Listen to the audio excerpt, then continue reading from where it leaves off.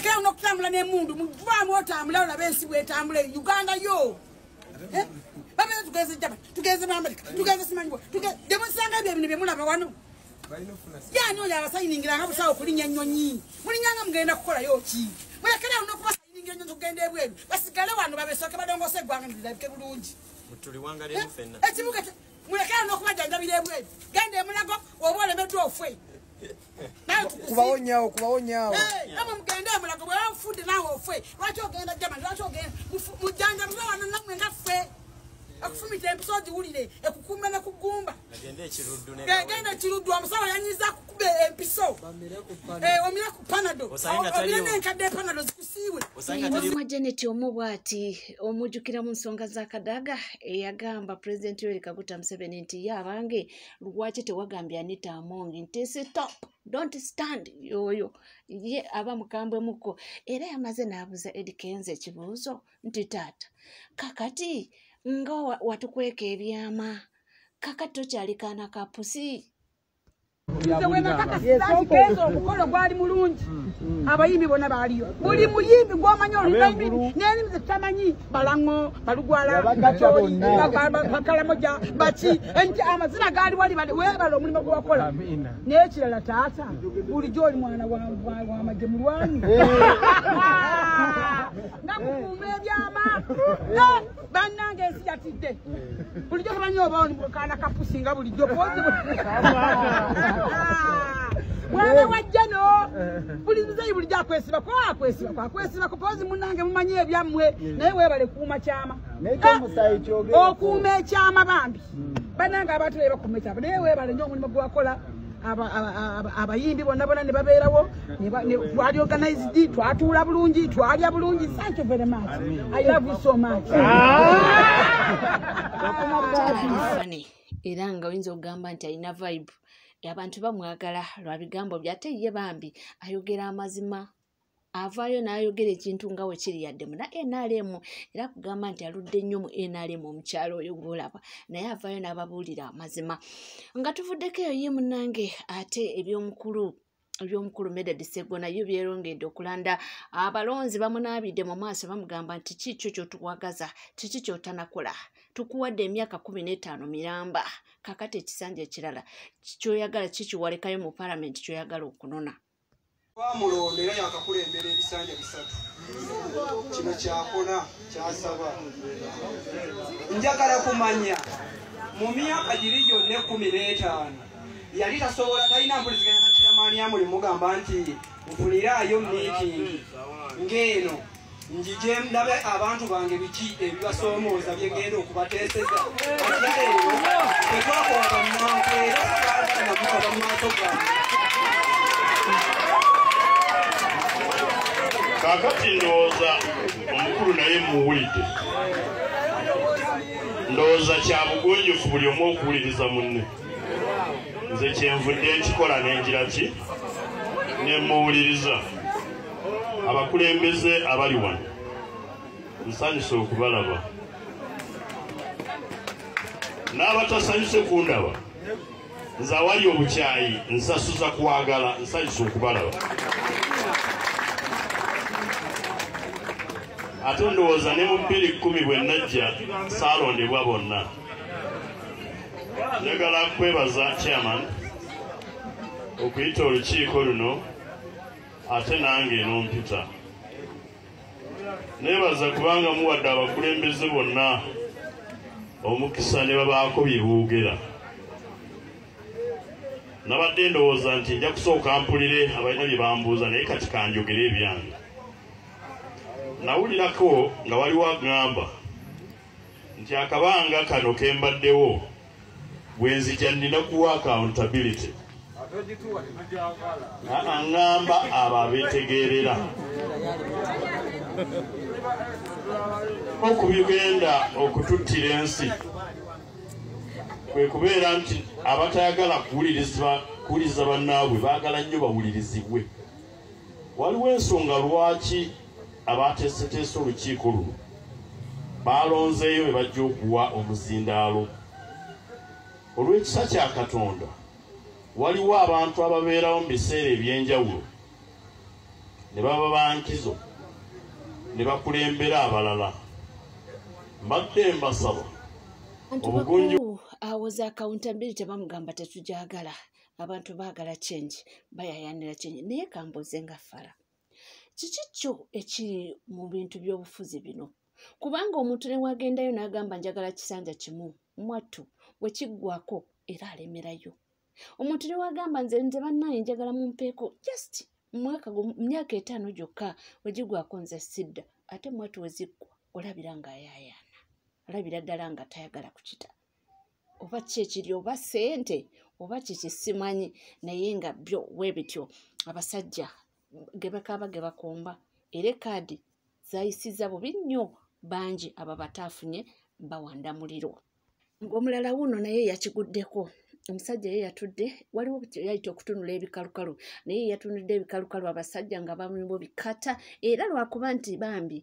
yewombeese naleka ne bamwogera bayogedde nga tanyega nze ndowooza singa yanyeze n'ebikonde nga twabirabyeko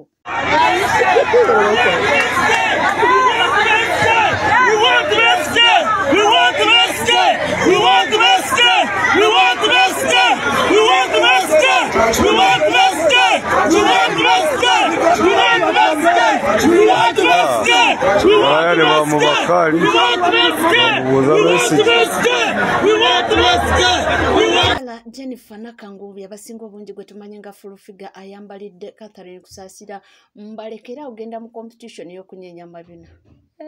bantu bange jukira bano babadde ne mukyala Stacia Mayanja ndidi yabadde competition yennyini mwena mwalabye obutambi obwo naye kyatamugambye mukendeeza amabina oba mupamabbi mungi oba amatagu gatowolokoke musobole okukuza obwongo odute mu public nokola competition y'amatako mbonye nyamabina omuyimbi ofuuse MC okutta omuzindaalo olemeseza abala okuyimba nazze bwe nga ODS jenina ensi nekuba enduula okumala awa nga tesirisa ne bajjira obusungu aveyo tulina bayimbi bebekulu tulina mayinja gundi atudde wali gravity neŋŋalaba emmome ne mugamba njijaako amalo n'ekimama mukwano abantu zino ziri gwaddi oba kyetaagisa abanene mu NRM batuuze abantu bano naye nga zo zikyeyongerera zikyalanda era ndowooza obiwulira ne ku stage beeragako nti nze asaanidde nze byebyo bye tulaba ebigenda mu maaso nabalazeeko akatambi ako nga Catherine Kusaasira akutte omuzindaalo nga Jennifer Fulufiga wali nga era agezaako okumugamba mbu aveeyo oba waliwo abayimbi abakola ki abagala okuyimba awo wetuli nga tuvuddeko era nga tweyongerayo bo bannakibiina kya Fangoni abamu ku abo bagamba nti ebigenda mu maaso nga tebanavaayo ku blaminga ani alikiri mabega nti ke kaseera abandi badde beekuba mu mutima oba beerowoozeemu mbu banoonye engeri gye batuukiriramu effamire y'omwana ono ye yafiirwa famire nti naye singa babatuukira ne babakubagiza ne bamiitinga oba ne basindikayo representative ne bamiitinga nti oba oliawo kiyinza okukakanya abantu emimbi nze ndowooza obudde bwe tumala kuno nga tupiininga ono n'oli ku nsonga za alien scheme singa tunoonya famire ey'omugenzi ne twogera nayo ne tugiwa saidi yaffe n'ebeera ku ludda lwaffe alien scheme omusango aba agumaze obudde bwe tumala kuno okupiininga ono n'oli okola diversions ekisobola okumalawo buli kimu kyonna kwe kugenda mu famire kubona abadde muwagizi wa alien scheme ne tugiwa saidi yaffe nga abafangoni era famire ne tukakasa nnyo nti yetwegattako okunoonya justice omutuufu naye buli lwe tunaamala nga tudaivatinga ebintu okuva ku nsonga eri mu ddiiro tubanga abeebuzaabuza ku kintu ekituufu tukkirize nti omusango weeguli oba baagutugyeeka naye gutukwata kati akaseera kano tunoonye omuntu akwatibwako era aguyimiriddemu beba famire tubawo oludda lwaffe era tubawumbewumbe okutwegattako bokka be basobola okututaasa ekyokubiri mwe mwenna abali mu byafiri alien scheme simanyi yalagawa bonna babadde bamubeera okumpi baliriddawo komanda mudogo weyayo bajjuliyo n'abalala mukyala we ne maama we bo lwaki tebavaayo ko kugamba nti alien skin talabika ekyokubiri ne batubuka ne story yabwe nti twayawukanira wano ku luno ya bannange omuntu abula bubuzi bw'ati abulawo ngampewo alien skin totuzzamu ebyo bintu bya kidongo naawe fe omanyi mubakuwagira mulimu ffe abategeera totuzza mwoyo katemba no but simanyi kye muvuga kintu point bagende banoonye famire y'omwana ono yafa kituufu yafa naye jjukira yali fani wa alien skin era famire ye yeetaaga okubanga mutuufu bagituukira bagikungubaga bakola ki bagikubagiza yo yafiirwa omwana tagenda kudda naye kusirika obusirisi ono kyagamba nti kiba tekikola makulu eyo tuvuddeyo tugendeko Makindye West eyo Alan Sewanyana yakibaddemu naye teyafunye kaadi ne bagiwa omukyala Zahara Luyirika naye waliyo kwemulugunya mbu nze bibino mbaawo kubanga mbatuusaako amuwa kaadi naye ekyamazima kiri nti Zahara Luyirika tebamuvetinga ku Makindye West yali ku Kampala Woman MP Kampala District Woman MP ukitegedde kati waliwo byempulidde bitambula mbu abatuse okuwaba kwabwe bandimenyekera bwereere mbu Zahara Luyirika yali yasabako ku Kampala yali yasabako ku Makindye West yadde bamuvetinga Makindye bamuvetinga Kampala Woman MP tekigatta newe munakola mutya mutandise okufutyanga kulemesa bamusiri n'abalala Alan Sewanyana n'abalala okitegeera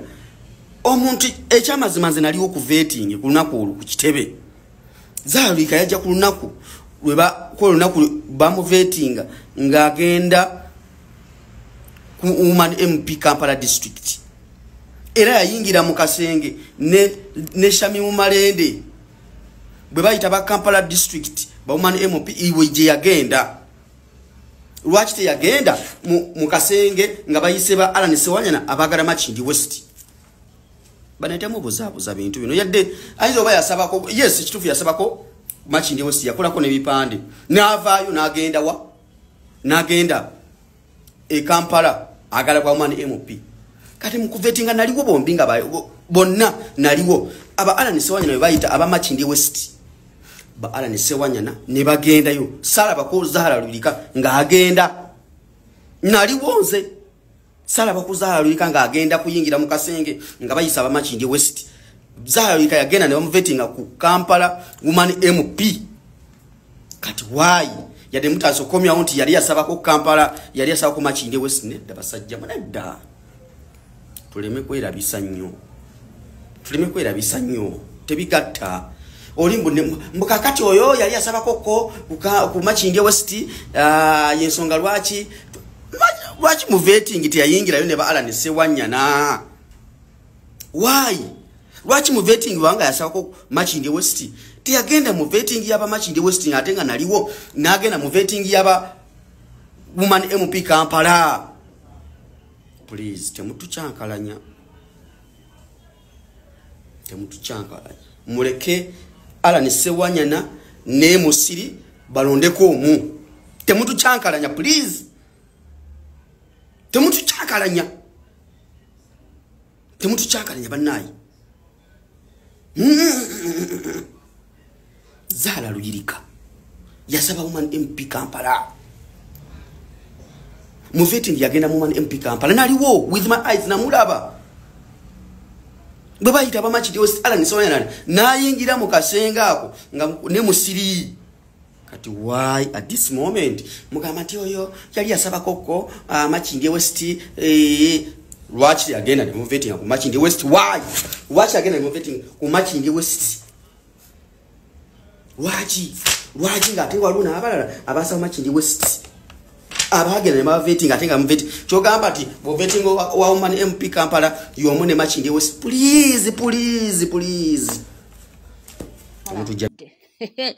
nsonga za kaadi zanabagambye nti wendi kubanga mpe batuusako byonna byetambulira ebigenda mos atona inayo obubaka naye bwayisawo omukulu onatera kuba ne information ekwata ku buli Munnayuganda yenna omulundi guno aleese ki omuzungu kasita omuntu wa bulijjo asituka najja kuga kumana agenda ku street teri mukulembeze oyo ali mu government addamu kuba si muzungu n'agikwata ate babanoonya ya Joel Ssenyu babanoonya ya Kyagulanyi babanoonya ya Lubongoya babanoonya yange era osobola n'okubira Trump essimu n'agikwata ng'eyamusima tebakyagikuba bamanya nti oyo agenza awedde oyo gwe bayita omuzungu kati bwe mubanga mukyali nga muteeka amaanyi no focus kugwe the moment you decide nti kino kigenda kubeerawo aba agenze tasobola kubeerawo ne bwakubira Ruto essimu Ruto tasobola gikwata ne bwakubira Samia Simono Mutami mukyalo tasobola gikwata kasita mujja ku student kaweddemu moche mutamanyi oyo bayita omuzungu agenda na kigende kiba kizze ku ssaawa eyo bwe muli mulwa okuyimuka era gira sigala ng'akolagana ennyandwe kuba manyi nnyandwe ali awo windo zaayika tebajja mukozesa ensobi nyingi nnyo kuba bakyabazibala ne kasitositoka kati ekimala kimala wallayi nyandwe kabe Kagame tasobola kukwata simu ya nyandwe ane Kagame olwo abanoonya yaffe nti wayi kati ebintu bigeze mu kintu kimu kiyiye katukoze tutya buli omu abanoonya mmwe abafunye obuyinza tubayambye tutya tukoze tutya sawa yakusituka babboyi toteeka hope muzungu teekayo 2% 80% ebeereyo eyensi yo getuyita amaanyi g'abantu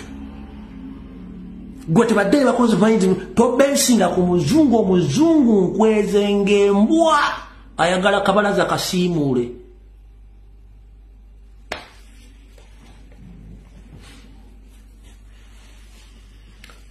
nga nfundikira gwe comrade ayagala enkyukakyuka ku lwo osobola ekyekolera otya bulobaka njala bukuwa comrade ayagala enkyukakyuka bulobaka njala bukuwa buli butya bannabyabufuzi bakola omulimu gwabwe nga bannabyabufuzi those are politicians because they are democratic ompulideko bulungi bannabyabufuzi bakola emirimu gyabwe nga bannabyabufuzi kubanga they are democratic naye waliwo ekirungo ekigendera ku bintu ebyo kibayita action ebikolwa bannabyabufuzi si babikola gwe munnansi gwe okola ekikolwa kyetuyita surgical operation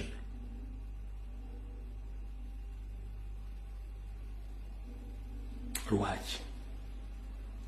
okuva mu 1996 okulonda bwe kwaddamu bannabyabufuzi bonna abaddewo n'ebira by'obufuzi tekuliko kyali kikutte mundu tekikikwata tekuliko kyali kikutte muntu kabaddiya tekikwata oba okutta omuntu yenno bali democratic kubanga that's the process government esobola okusibako omusajja gw'obutujju oba gw'obutemu gwe nga munnabyabufuzi n'ekibiira n'ekiwera kati gwe munnayuganda indigenous gwe ate agenda okukola surgical operation kubanga obuvunaanyizibwa bwo ng'olaba nabyabufuzi baluddewo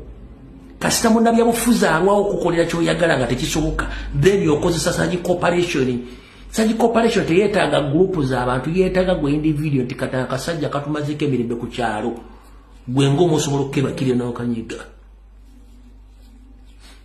ekibayita surgical operation osobola okikola bw'omu. Teweetaaga kukubira lumbu y'essimu, teweetaaga kukubira muntu ssimu kikyo nga gwe oli obusungu onyiize kola ky'olina okukola. Aminike yakuba simu okuwamba obote. Museveni tayina gwe yakubira simu nga wamba lutwa oba nga wamba obote no. Basituka basituzi ne bakwata abantu basatu bana batano ne bagenda batandika okukikola. Surgical operation osobola ogyekoleranga gwe noga kati nze nkooye. Nze kangende nkole kino nga sina gwe neebuuzizaako kikole. Bapolitician tubaleke bakole balina okukola. Kuba ojja kulaba politician akuluyisa which is okay naye ali democratic. Kati gwe atali democratic ngola politician akuluyisaawo go with the surgical operation osobola ogyekolera gwe omuntu omu. Akasajja kali ku kyalo kaliisa emmere ya mwente nga mukamayine temuzimanyi. Surgical operation is enough. Bana bali ku TikTok bavumo mukulembeze nga kyambadde Kisagi Corporation is enough no bato mujemuka bomu yuwa manyo na magulu ngamenye lewa na damu kwasama. It's all about you. It's all about you. The downfall of Museveni, it's your responsibility as indigenous Uganda. Don't wait politicians. Leave politicians to do their business. But you, as a Ugandan, you can use other ways of outsitting that gentleman. Because himself, in 1980, he participated in those elections. He was defeated. But he opted for other options. You too, you can do it as well. Because it's high time. I'm reminding you, our country was mortgaged by Museveni's family. They fear that we will expose them. And they know that now the entire population knows that we are not Ugandans. We are foreigners or we are bandits. So it's high time for you to act. Let politicians do their work. You as an indigenous Ugandan, you know what to do. Because it's high time. If we don't wake up, these people will not stop. Envunza botajija mu kigere efu obugina obuvamu envunza ento. Oyina okutundula envunza eyo 10 obugina.